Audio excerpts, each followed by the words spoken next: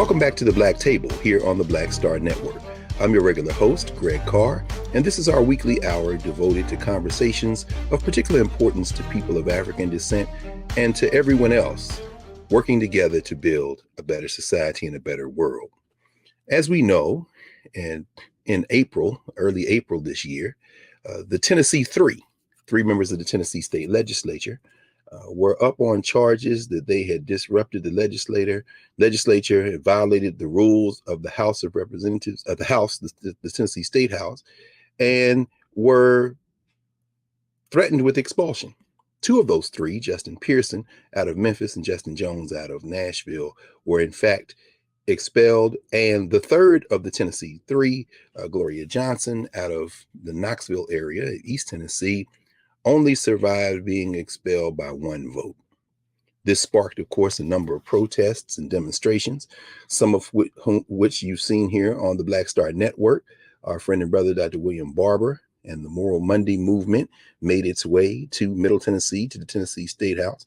And we've seen a lot of pushback against these, the Tennessee legislature, which is one of those super gerrymandered districts behind the Cotton Curtain in the U.S. South, but it is not alone.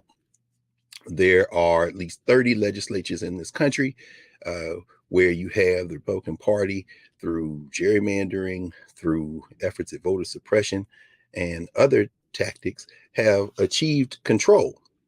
And we're going to talk today with someone who has been pushing back for a very long time. He is in the full arc of conversations we've had over the last year or so about threats to democracy here in the United States. He is a lawyer. He is a writer, a political activist. He's also a former elected official. In fact, he was the chairman of his native state's Democratic Party for about 6 years, between 2015 and 2021. He is, of course, David Pepper. He's the author of a book that we strongly recommend everyone get and read and stay on the lookout, because we're about to see a subsequent volume that's going to expand on the solutions dimension of this book. It's called Laboratories of Autocracy, a wake-up call from behind the lines. Former councilman, Hamilton County Cincinnati City Councilman, lawyer, activist. Welcome to the Black Table, David Pepper. Thank you. It's great to join the table today and to be with you. Oh, man, the pleasure is ours. And we were particularly happy to have you.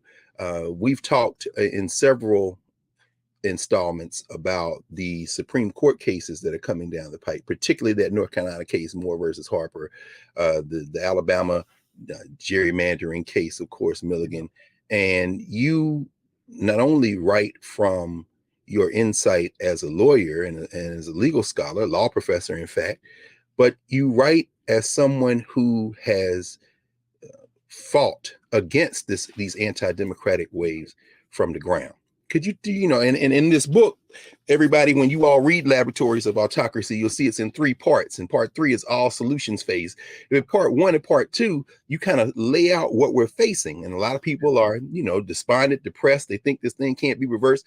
Maybe, if you don't mind, tell us a little bit about what led you to write this book. And maybe we can enter part 1 of the book, where you lay out some pretty austere shenanigans in Cincinnati. I do. It's a painful, so I want people to read the book, but I want to warn you in advance, it's a painful read in many ways, but I do it and I write it in a way that, and I've written a bunch of novels. So hopefully someone said to me, a Time magazine guy said to me, hey, congratulations, you wrote the first book on statehouses. It was actually interesting to read. Yes. So I put a lot of storytelling in it, but my mission is, until we confront and see how bad the attack on democracy is and where it's happening, which is our state houses, just like Tennessee's and Ohio's, until we confront it in the full sort of scope of and scale of it, we will not overcome it. And so as much as I walk through the painful details of what it looks like, I do that first, because then the solutions start to make a lot more sense. And the failures of the current approach to the attack on democracy become clear, and it becomes clear why they're failing. So I basically, I'm very active on social media. I'm very active on Twitter. And a couple years ago, about March of 21, as we were all still celebrating the Biden victory, I'm watching one other round of voter suppression in Ohio, and it always happens, and as it's happening around the country.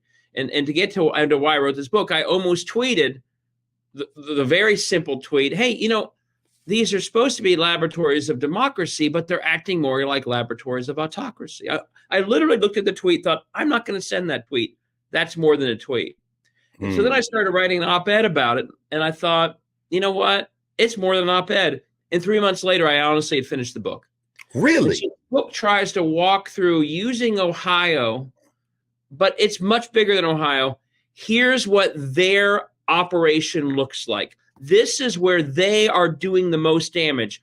It's not Marjorie Taylor Greene, and it's not George Santos. It's those Tennessee gerrymandered Republicans who attack and attack and attack.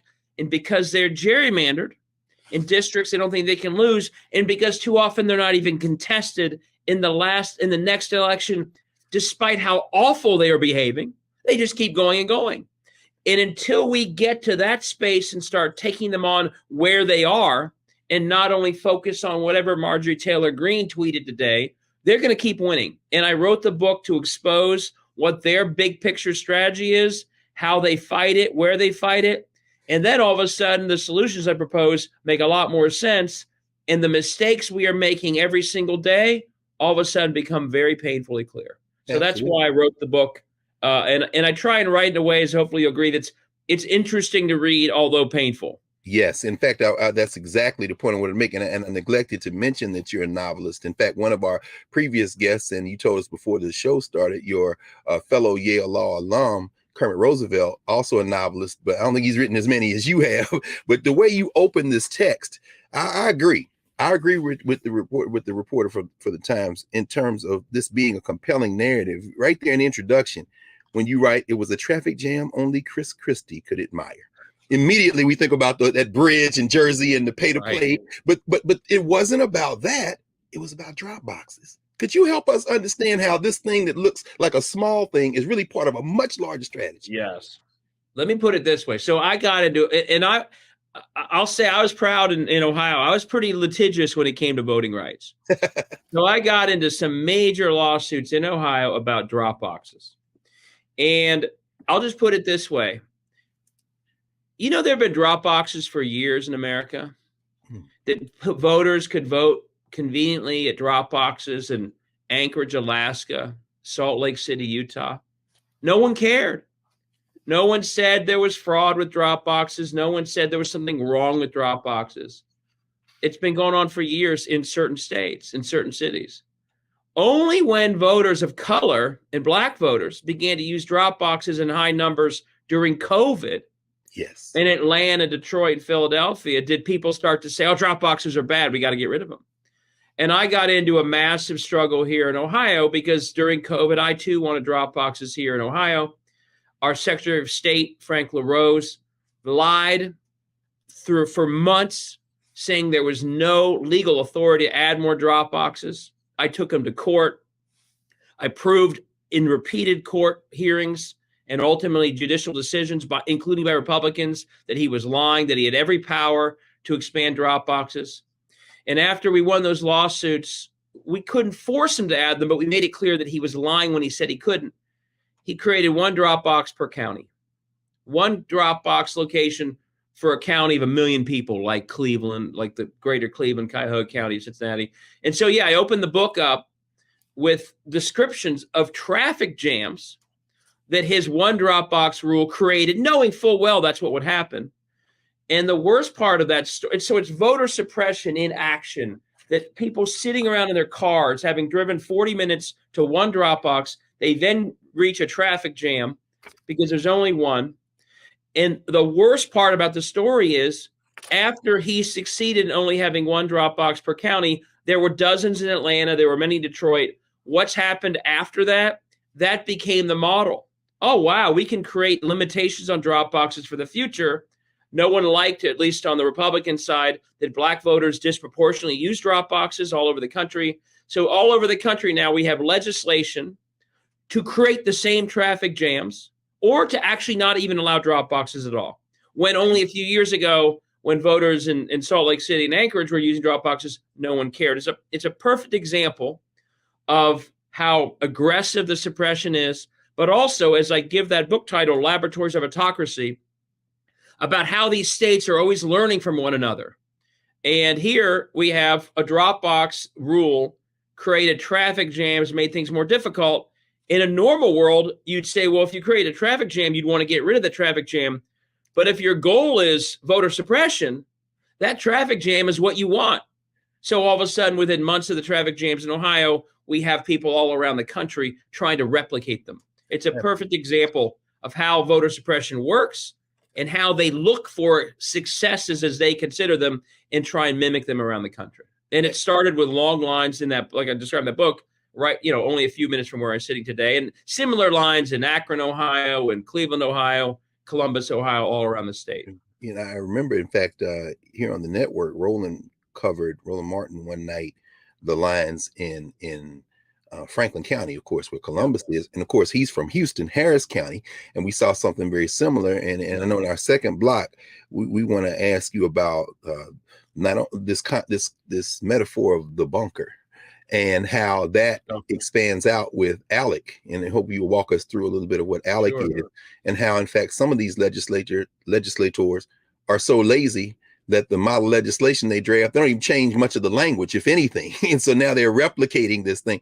In fact, maybe what we'll do here is pause. And when we come back from the break, we'll ask you to delayer a little bit more and give us some of the other strategies folks are using to weaponize the state houses. And the equation that you introduce in kind of lead us into in part 3 of the book, when you say broken democracy plus corruption plus this coordination ends up in this mess. So I hope you'll kind of, we'll follow your lead to see where you want to go in that and kind of open this up for us. So we'll be back in a moment here at the Black Table with our guest, David Pepper, author of Laboratories of Autocracy, a wake-up call from behind the lines. Back in a moment.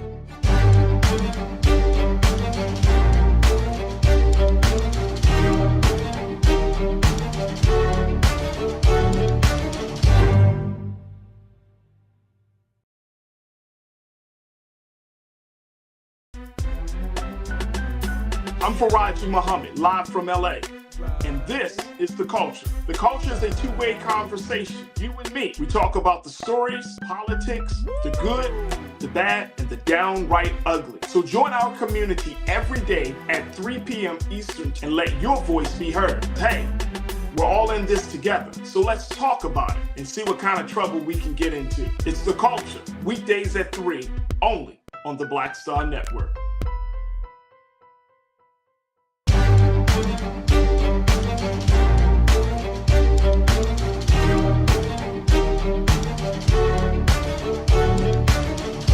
Welcome back to the Black Table here on the Black Star Network. We are here with the author of Laboratories of Autocracy, David Pepper. He also has a companion website, by the way, and you'll see it down below in the lower thirds, laboratoriesofautocracy.com. David, the first part of your book was very familiar to me. Like as we talked about before we started, I lived in Ohio for about 5 years, and Ohio is not a red state. We watch television and we see red states and blue states, but as you have lived there your whole life, what you like 4th or 5th generation, I think, Ohio, when I got the opportunity to spend some time in Ohio, you make some very interesting points about Ohio. Some people might call you a cheerleader. I think we see your high school classmates say you'd be most likely to be elected president of the Chamber of Commerce. But what you say about Ohio is quite striking. Do you mind sharing with our viewers, why is Ohio such a perfect place to begin this conversation? Sure. Well, because we haven't been a red state. We're a toss-up state. We lean a little red, but we're not legislating like we're a little red. We're legislating like we're far, far right. And that's what happens once these state houses get hijacked by the far right. Then they gerrymander, they suppress the opposition, and that allows them to legislate in a way that doesn't reflect the people of that state. And one thing to be clear, and I really, I emphasize this in the book, This all began long before Donald Trump ran for anything. This day and age, everyone equates the attack on democracy, Donald Trump. All of this was a backlash to the Obama coalition getting its way in 2008 in Ohio, in Michigan, in Pennsylvania, for goodness sakes, in Indiana, in Iowa. The attack on democracy that I talk about in this book that we are seeing today began before Donald Trump ever thought of running for president. We have to see that. And it didn't just happen because Obama won Ohio, although that was historic. It happened because the Obama coalition, a diverse democracy, got its way. And there's a long history in this country, as you know better than I do, I'm sure, of a backlash, a white backlash, whenever a diverse democracy says, hey, we're now the majority.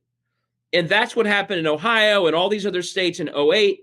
So the minute they had a chance in 2011 to say, oh, not so fast, we're going to gerrymander you, we're going to suppress the voters that make up big chunks of your coalition, so you're not going to be the majority going forward, that's what they did in Ohio. And they did it through attacking early vote. They did it through, as we talked about, where they privately in a hotel room they called the bunker, gerrymandered the heck out of this place. So that, when Obama won in 2008, Democrats also won the majority of the Ohio Statehouse. We had the majority of the congressional seats. So it was an up and down victory driven by that Obama coalition. And they basically decided in 2011, never again. And with that, they created this system like in Tennessee and other states, you mentioned dozens of them, no accountability in the state level politics of places like this. And what we have seen since 2011, and this is the part where being that Ohio cheerleader, it's a painful thing to walk through, like I do in this book. Once you have no accountability, like we have in these states, you see a downward spiral.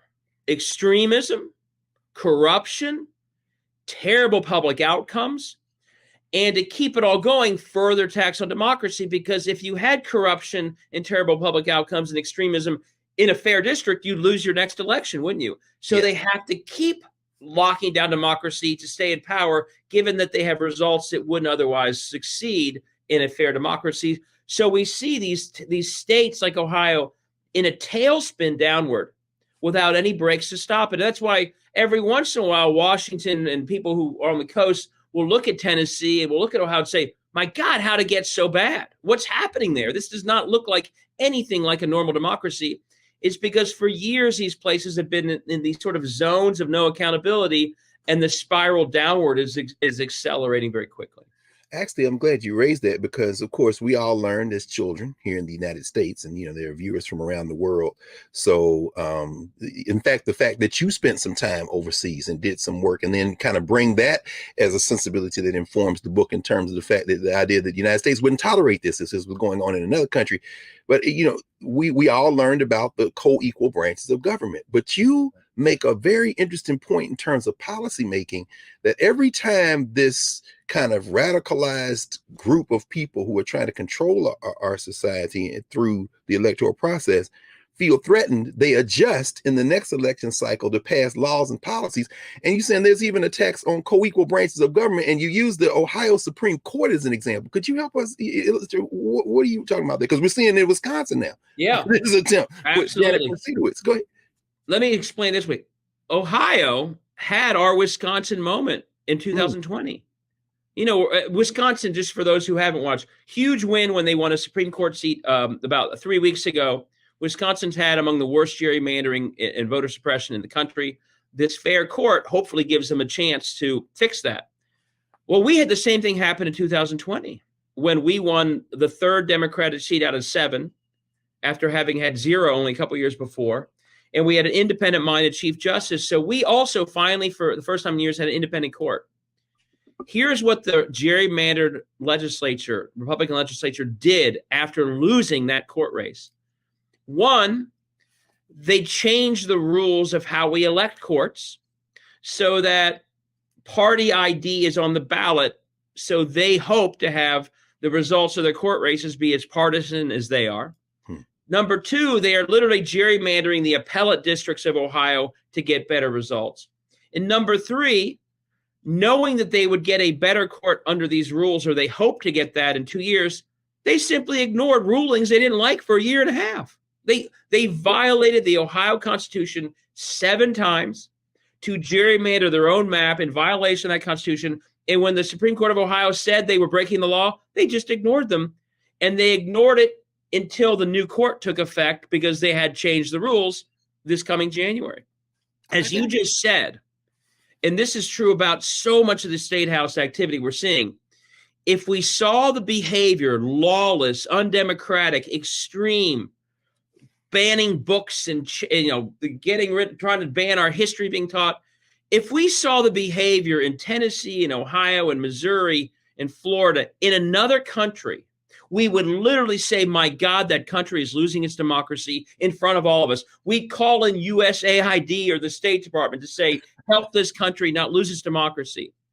It's happening in our own country, right up the street from where all of us live. And it's like we don't even see it. Do you mind, as you hinted, we're overconfident. We live in a sort of a privileged post-Voting Rights Act America where we think, well, democracy is here to stay no matter what. And my former boss, we talked about him earlier, Nate Jones, yes, and John Lewis would say, are you kidding? What do you think we had to fight for all those years to get to the 1970s and 80s? Democracy isn't just there automatically. Absolutely. You got to fight for it. And if you don't, you can lose it. But we've had this sort of privileged post-60s view that's all okay. So we see another country as an attack, and we would say to that country, you better step up. When it happens in our own country at the state house level, we hardly notice. And that is a real danger long-term. And that's, again, why I wrote this book I wrote. Absolutely. And I don't want to miss this opportunity to, again, take that global kind of perspective and apply it locally. You had the occasion between undergrad at Yale and then Yale Law to spend 3 years abroad. And you were, in the way I understand it, interacting with the city of St. Petersburg, at least interacting between going there and then being in D.C. with the Center for Strategic and International Studies. Did you, and you talk about the fact, at least in your bio, you allude to the fact that one of the officials there at that local level in Russia was the vice mayor of St. Petersburg. Give us a sense of how we critique people overseas, but in fact, what's going on here in terms of corruption is kind of, how would you even put those two things in conversation? Yeah, it is interesting. So the vice mayor, when I worked there, was Vladimir Putin. So I used to have meetings with him regularly. I don't want that to scare you. We were doing good stuff. Well, no. This is what I want you to Yeah. No, I met with Putin all the time. And I was there, and you remember this, in the mid-90s, we thought Russia was on its way to being a democracy. That was the work I was doing. That was the work that Clinton and Yeltsin were doing. Absolutely. And we've seen what happens when someone starts attacking the core institutions, the core balances of a democracy. All of a sudden, that hope is clearly all gone. It's gone in places like Hungary. It can happen. And that's why I always say we have blinders on, I'm afraid, in the United States. One, it's so partisan, we don't see it for what it is. Two, we focus on people like Marjorie Taylor Greene and Santos and Trump and not institutions. And three, the institution we really don't focus on are state houses, which end up making them the perfect place to attack democracy because we're all watching Washington. We're not watching where the damage is being done. And then once they win those places, they can gerrymander the heck out of them. And so they can do the damage, even if we are watching, like in Tennessee. They don't care. They're never held accountable. So what we would see so clearly elsewhere, we don't see here. And I think having worked overseas makes it maybe more clear to me. And once you see it, my hope is you can't unsee it in our own country. And my hope is over time, it inspires people to see that we are in the same fight for democracy that John Lewis was in. And we better see it that way. That means it's not every 2 years in a federal election. It means it's on all the time, everywhere. And it's in your state house. It's in your community. And there are many more things we can all do about it than we typically do when we only think it's about a couple federal elections in some state far away from where we live. Absolutely. And again, we'll spend probably most of the rest of our time walking through some of these solutions as we anticipate your forthcoming book. And when you talk about fighting everywhere and investing everywhere, and you give us examples like the governor of Kansas and the pushbacks, even when redefining victory, as you talk about, one of the things that you just mentioned a moment ago as it relates to the legislature basically thumbing its nose at the judiciary. you talk about corruption a lot. Yeah.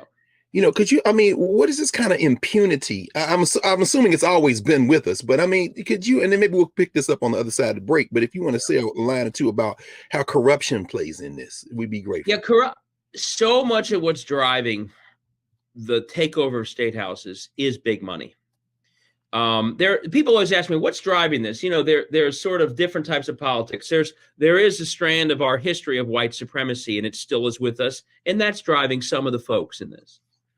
There's also other types of extremism in politics, but there's a lot of big money that understand that statehouses end up being the perfect place for people to make a lot of money, be it energy companies, for-profit schools.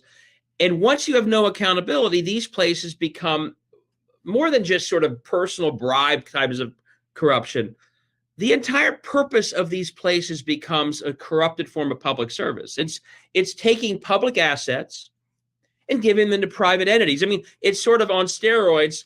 Brett Favre taking money meant for poor folks in Mississippi and using it for volleyball courts. Absolutely. All over this country, these state houses are basically taking public resources, our public goods, our tax dollars, and they give them to private entities. And because they can't be held accountable, they keep doing it. And that's why we see corruption all over. And we also see a dramatic decline in public outcomes, be it schools or student debt or healthcare, you name it, in states that once had very strong results. Because the public goods are being forked over to private players, they make the money, the public pays the price. Absolutely. And so these places, corruption is endemic to these hijacked state houses. When you have no accountability to the public, the private quickly starts grabbing the funds, and the public can't do anything to stop it. Oh, yeah. Well, we want to pick up with that in a moment. We'll take a break, and when we come back, let's keep along that line for a little bit, and then we'll open up into what you lay out in terms of some very pragmatic, very clear solutions to fight back against these laboratories of autocracy and reestablish, as you quote Louis Brandeis early in the book, these laboratories of democracy. And you even point out some of the victories that we've had along the way. So we'll be back in a moment with David Pepper, author of Laboratories of Autocracy, here at the Black Table. Back in a moment.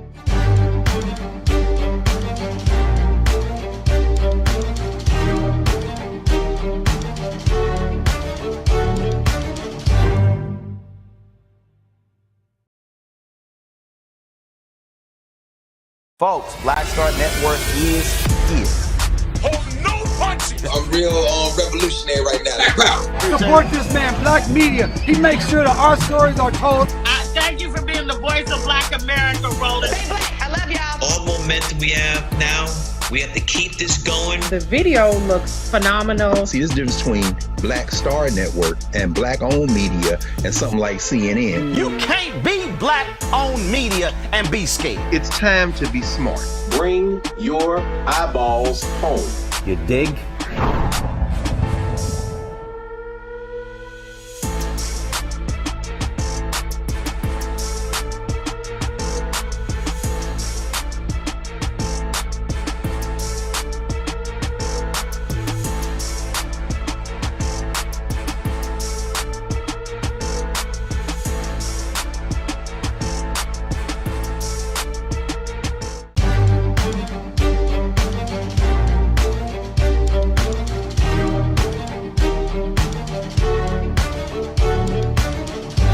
Welcome back to the Black Table here on the Black Star Network. I'm your regular host, Greg Carr. Remember to support the Black Star Network. Join the Bring the Funk fan club, download the app, tell your friends, tell your family, tell everybody. The conversations we're having here are indeed unique across all platforms. So support all the shows on the platform. We're back with our guest, David Pepper, author of Laboratories of Autocracy. David, when we left, you had opened up this window into corruption. And of course, you're not talking about, at least you didn't lead with the kind of big headline stuff that we see, like Harlan Crow seemingly having rented out a justice on the Supreme Court, at least one. We know Sam Alito and his dinner parties and the allegations of leaking draft opinions, but they seem to be a rogue court. John Roberts doesn't seem to want to investigate anything except who leaked, and maybe he doesn't even want to do that. But your discussion of corruption and the impact it has on people who are voting for some of these legislators is really quite striking. Could you talk to us about, again, another big ticket item that we've probably been aware of, at least vaguely, 2010 Citizens United unleashing all this money, and then of course Shelby County in 2013 versus Holder and kind of attacking voting rights. But you talk about these coordinated efforts. These aren't just like individuals in kind of a broad sense. Could you talk a little bit about what ALEC is and how some of this stuff is, much of it in fact, is coordinated? Yeah, and so the point is there's individual acts of corruption where people are getting bribes and they sometimes get prosecuted. But my worry is there's a much bigger corruption of the very notion of public service. And these state houses have become the place that if you want, and this takes us to ALEC, if your goal is to grab hold of public assets for your benefit, in the way that Brett Favre did, for example, yes, and you are a private company, state houses are where you can get it done. Far better than Congress, everyone's paying attention. And it turns out that in a world of no accountability with gerrymandering and suppression, the incentives that these legislators face actually rewards giving money to private entities who then give you money back.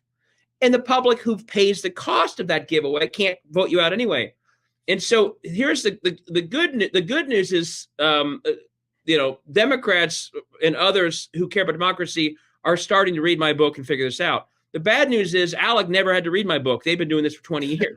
Right. I didn't have to fill them in. They understood the weakness of state houses going back decades, and they understood that state houses offer the perfect set of incentives that they can take advantage of to benefit their members. So what ALEC does, it's called the American Legislative Exchange Council. Not about governors, not about senators. It's about state house and legislators. It basically takes everything I've talked about and puts it on steroids. It doesn't go one state at a time. It says across the states that we control, that we've hijacked, that no longer are answerable to their own people, we are going to just rush through bill after bill that we write in some hotel room somewhere that benefits our members, be it, utilities or gun companies or energy companies or for-profit schools. And these state houses, sufficiently hijacked, will do everything we ask. And the sad truth is it's worked incredibly well. And so they keep doing it. And as you said earlier, if something succeeds in Florida, they bring it to Ohio. And then they say, well, look, it happened in Florida. We'll do it here. If something fails, they'll learn from that mistake and correct for it. If that rule about drop boxes caused a long line in Ohio, well, everyone else starts doing it in all these other states. So we see basically a harnessing, a weaponizing of these broken state houses to accomplish this much bigger sort of far-right agenda that most of these states themselves wouldn't actually support. Kansas, that referendum on abortion access in Kansas, yes, is the tell. These places no longer represent even conservative states. They are hijacked by the far right and big money, and they're pushing that agenda, and they're able to push it, one, because of gerrymandering, which seals these people off into little fortresses of unaccountability, and two, because we do them the favor of never paying attention to it anyway. So they're just churning and churning away. And again, the reason I wrote my book is we're off celebrating Biden and Kamala Harris winning in 21 while they're suppressing and gerrymandering in the middle at the same time, and too little people even see that it's happening. So, but again, to go back to what I said before the break, there's so much money driving it. It's not like this is charity or civic service for them. This is an investment that pays back many times over in tax breaks and giveaways and public school funds being forked over to private for-profit scams. Some of that money goes back to the legislators as contributions or dark money. It's money driven, a lot of it. And it's crushing public outcomes in states like Ohio as we speak. I was going to ask you about that. In fact, I'm sure you saw, and we're all looking at this development in Oklahoma with this virtual charter school, this Catholic school. They're really after the establishment clause. It seems like John Roberts, it seems like he's going to run everything through the First Amendment. And I'm sure if you want to make any comment on that, fine, we got some time. But I want to ask you, you raise up a particular case. I think Governor Kelly, is it, in Kansas, and how what they did in Kansas, they got an extreme pushback. And as we kind of turn toward how you say how we can attack this and kind of reverse some of this stuff, do you mind saying a few words about how this thing backfired on them in Kansas, and as a result, people came together? And we can do this. If you could do it in Kansas, you could do it in a lot of places. If you've heard anything I've said, it's that the MO of these state houses is taking public goods and forking them over to private players. And automatically with that model will be declining public outcomes that everyday people feel. And the smartest politicians in these tougher states figure out that many of these outcomes, once exposed, are deeply unpopular and become a real vulnerability to the people in charge. In Michigan, it was fix the damn roads. The roads across Michigan were falling apart. Most people experience that. They hit a pothole, they have to pay money. Gretchen Whitmer runs on that, she wins. In Kansas, it was the fact that they had so defunded schools through their trickle-down model that in some parts of Kansas, like other states, they're down to 4 days of school a week.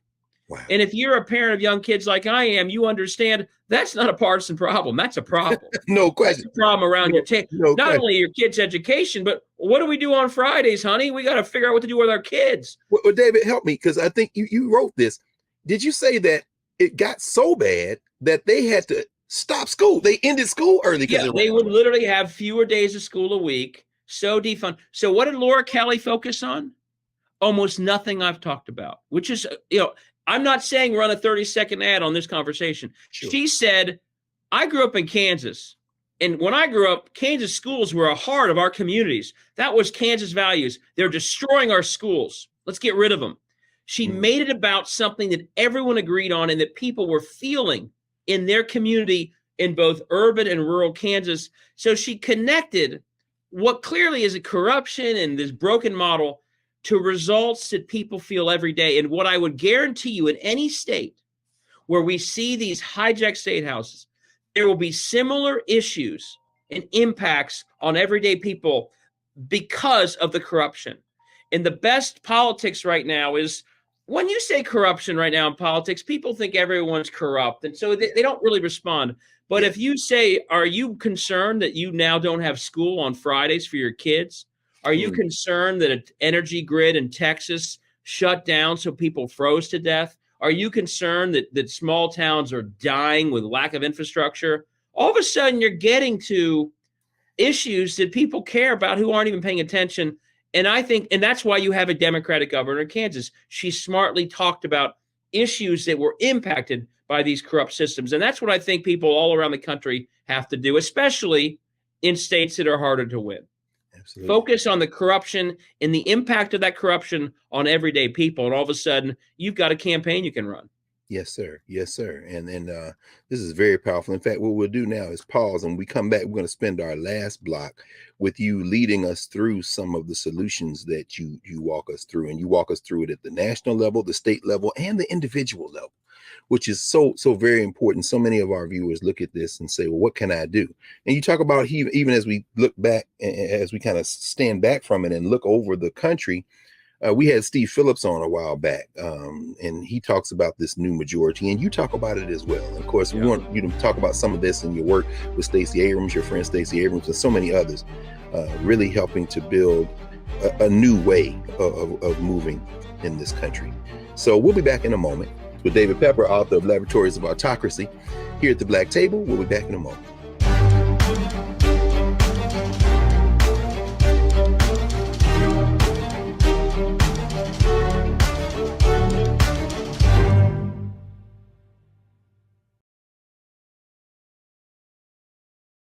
Don't you think it's time to get wealthy? I'm Deborah Owens, America's Wealth Coach, and my new show on the Black Star Network focuses on the things your financial advisor or bank isn't telling you. So watch Get Wealthy on the Black Star Network.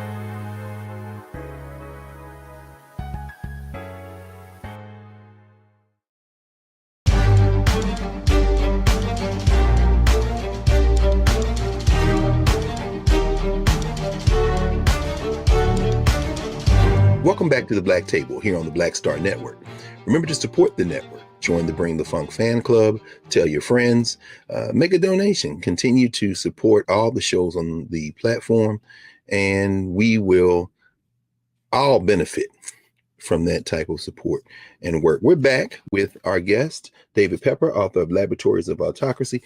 David, you really make a compelling case in part 3 of the book for things that we can do right now. And you give us practical examples when you talk about the fact that we must all participate, that we must, in fact, leave no place uncontested. And we shouldn't make compromises at the state level just because we want one thing in a bill. We accept the rider and then we end up getting screwed. But you know, you begin part 3 of the book with this conversation about the guarantee clause. Now, you and I both probably had classmates, and they're probably law professors that don't spend much time. Do you mind opening up? What is the guarantee clause, and why should we be? Yeah, this is when I went a little con law at one part of the book. So the founders actually worried that statehouses could be used as the vehicle to undermine America's democracy in the exact way that's happening today. They worried that statehouses were easily corruptible. They worried that outside powers like the monarchy they were trying to escape from would use statehouses because statehouses have the powers that we described over election rules, over districts, over every issue, that they would use them as a backdoor to undermine America's democracy. I mean, James Madison wrote about that. That was a worry of his. That, as he put it, rich men would do this. He was thinking about ALEC hundreds of years before. Wow. And not only did they write this, but they put in, it's totally forgotten, they put in the Constitution something called the guarantee clause. It says the United States shall guarantee to every state a Republican form of government. And by that, they meant the majority will should generally drive that state government. And they said the United States shall guarantee that. And one example when this was used was after the Civil War, they would not allow Southern states back into the Union until those states showed that they had a system set up that would reflect the people of that state. Absolutely. And so my point here is we need to act like this clause exists now, starting with the President of the United States and every senator and every congressman. The truth is, and this is a very blunt thing to say, we have many states in this country right now that I do not believe really are Republican forms of government. They are answering to ALEC and donors, and they have nothing to do with people of their states. I don't care if it's a Republican or Democratic state. The people aren't really at the table anymore. Absolutely. These are too gerrymandered, they're too suppressed, and they're basically driven by that ALEC agenda. And I think the first people this is on the responsibility to do something about is Congress. They take an oath to the Constitution, which means they take an oath to guarantee that every state has a Republican form of government. And they need to act on that oath. And they should have acted on it last term with the Voting Rights Act and the John Lewis Act and all the things that were there. Yes. And they need to do that again the next time they have a chance. But the rest of us should also see that the heart of our democracy is the health of our state level governments. In the right hands, they can do great things. And in the wrong hands, they can suppress democracy itself, as we're seeing in Tennessee. And the reason I think that's so important is it means that democracy is sort of in the balance wherever you live in America. Not just a few swing states for a presidential year, not just Pennsylvania, Wisconsin, Georgia. Wherever you live, the front line of democracy is your state house. It's your state. They are trying to attack the engagement of voters in your community. And so my hope is that lets people see that far more than just worrying about some debate in Congress or if John Fetterman's going to win, and obviously I'm glad he won, in your community, do you have a state rep who's an extremist that hasn't been challenged in a number of terms? Are you in a community like in Ohio where the voters of our cities like Cleveland and Cincinnati and Columbus are being suppressed all the time? And are you fighting back for those voters? Whether or not you have a federal Senate seat that's up, you are on the front line of democracy. So that guarantee clause was the founders saying state houses are the front line. They need to be more they need to be democratic in their approach. The Congress needs to act on that. But the rest of us, rather than just waiting for Congress to figure this out, there is so much we can do to lift voters, to lift democracy. I'll just give a couple examples of this. So if you don't mind, and four voters in Ohio have been just devastated by the purging of voters, okay? Yes. Nonstop. I go through the book. It's painful how much they've destroyed the Obama coalition through purging and now of a new voter ID law. So what I would say to every mayor of a city in Cincinnati, in Ohio, and I'm saying this, hey, when someone goes to your rec center in the city of Cincinnati or your health clinic, do you ask them if they're registered? Do you register them?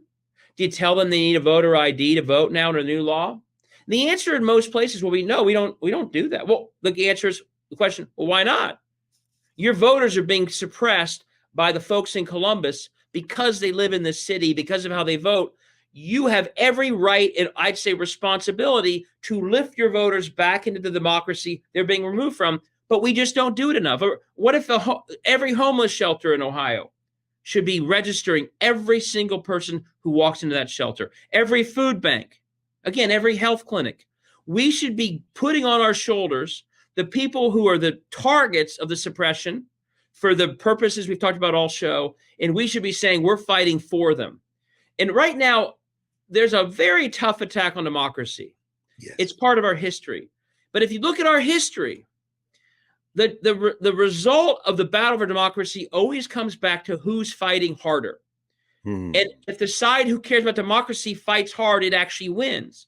Yes. And right now, I worry that we're not fighting hard enough or smart enough. We're waiting for Congress, but every single day we could be lifting voters wherever we live. We could be challenging every extremist in every statehouse district wherever we live.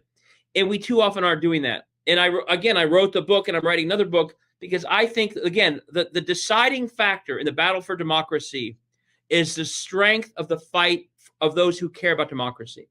Right now, I worry we take it for granted too much.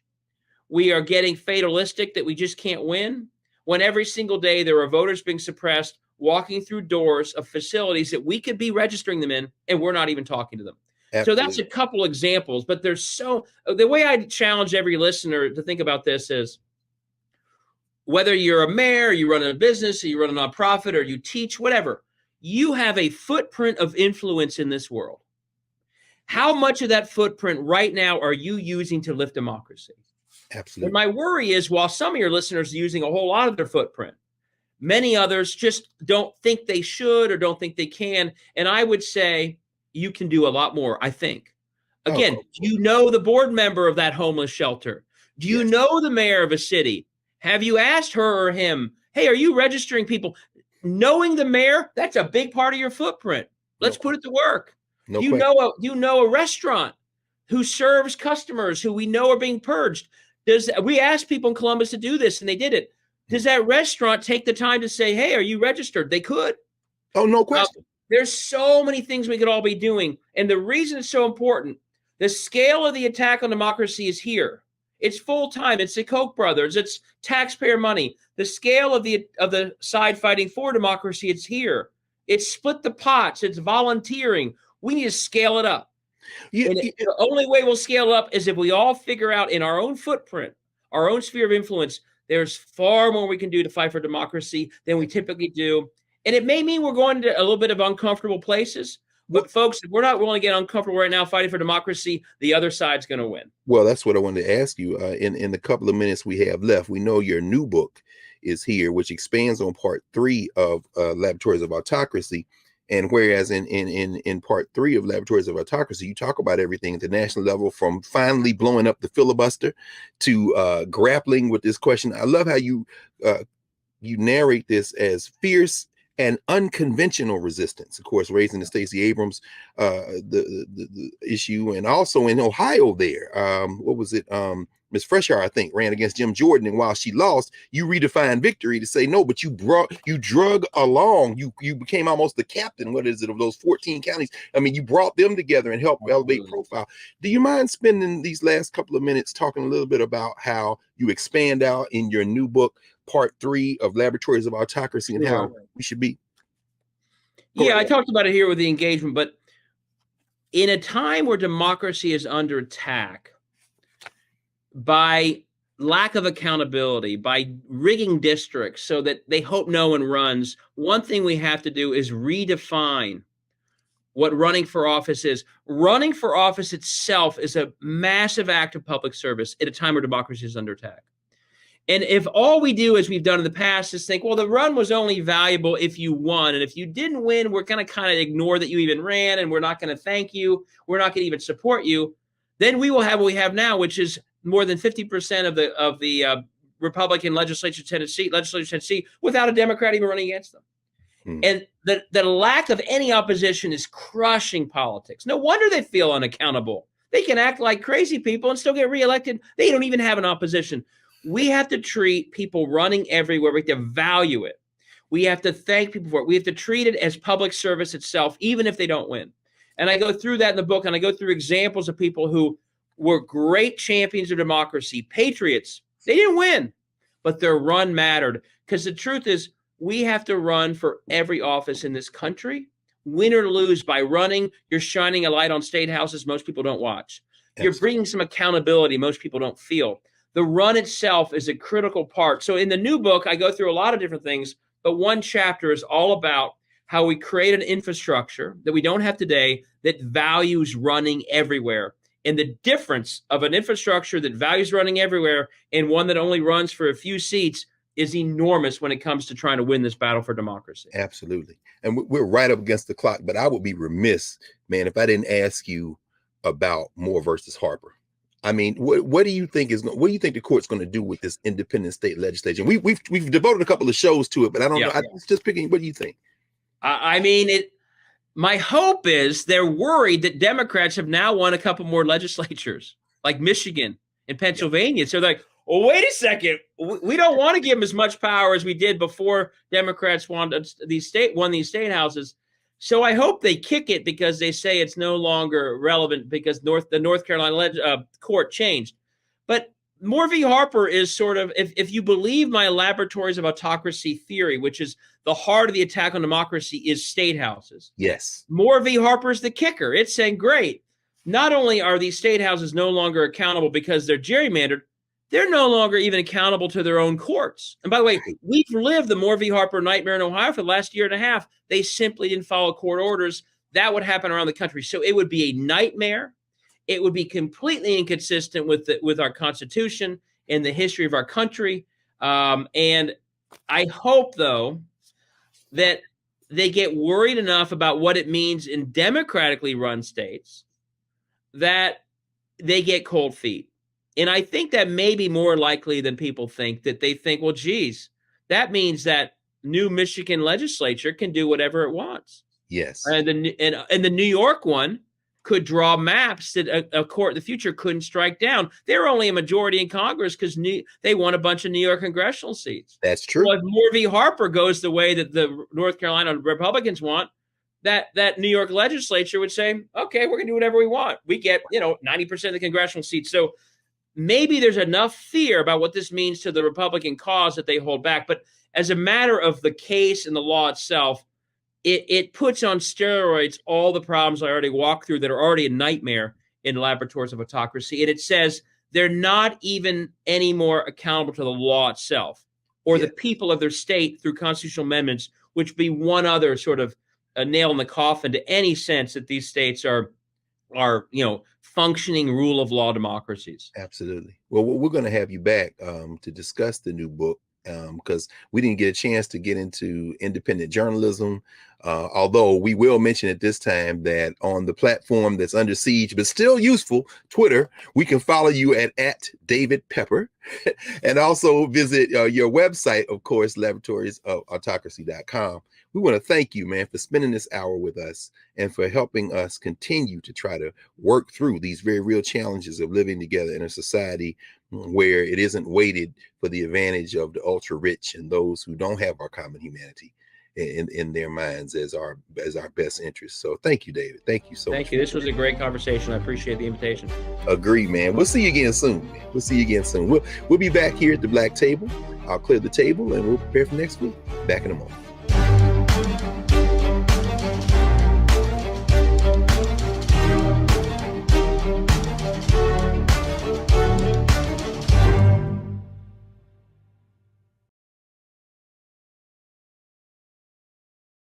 Hatred on the streets, a horrific scene, a white nationalist rally that descended into deadly violence.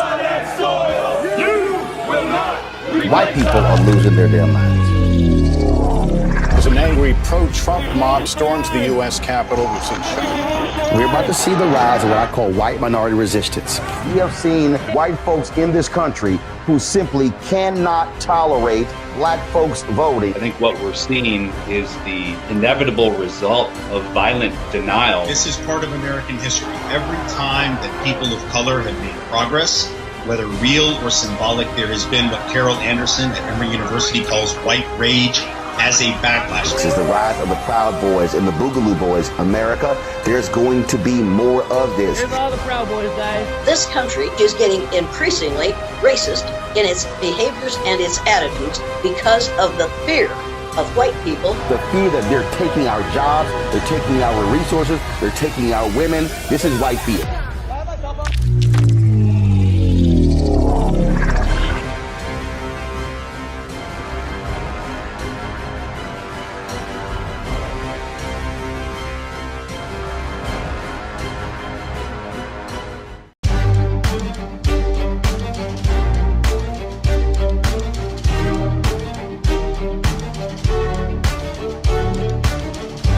Welcome back to the Black Table here on the Black Star Network. We've spent a very productive and enlightening hour with David Pepper, author of Laboratories of Autocracy, a wake-up call from behind the lines. I hope everyone paid very specific attention, especially to what each of us can do.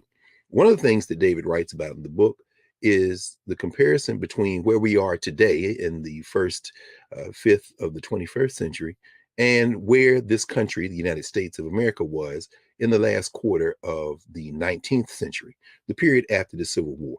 If you remember, or if you didn't see it, go back and look at the conversation we had with Professor Kermit Roosevelt and his book, The Nation That Never Was, where he talks about the Reconstruction Constitution and how that differs in some ways from the Founders' Constitution. That was the Constitution that included, theoretically, all of us, the Civil War amendments. And you heard David talk about the power of the federal government to ensure that the states provide a Republican form of government. Well, they exercised that power after the Civil War. And David also writes about what happened after that, the long retreat. We had our conversations with Richard Kreitner, for example, among others, in his book, Break It Up, where we see what happens when the federal government retreats. Ralph Bunche. We talked about Ralph Bunche in a previous episode. Ralph Bunche once said that the Negro in this country is a special ward of the Supreme Court. And certainly what we saw with the retreat of the Supreme Court in the 1880s and 90s, probably hitting a watershed moment in Plessy versus Ferguson, was that those states in the South in particular went rogue and started depriving people of their voting rights, particularly people of African descent, men of African descent. So what do we face today? We face an opportunity, a heroic age, to have a new heroic age in this country. James Madison didn't intend for me to vote. He intended me to keep Montpelier running, his plantation. However, the framework that he participated in is not stuck in the 18th century. It is now the 21st century. And David Pepper is reminding us that we can live in the type of society we all want, but only if we all participate. So we'll see you next week here at the Black Table. Remember to support the Black Star Network and join us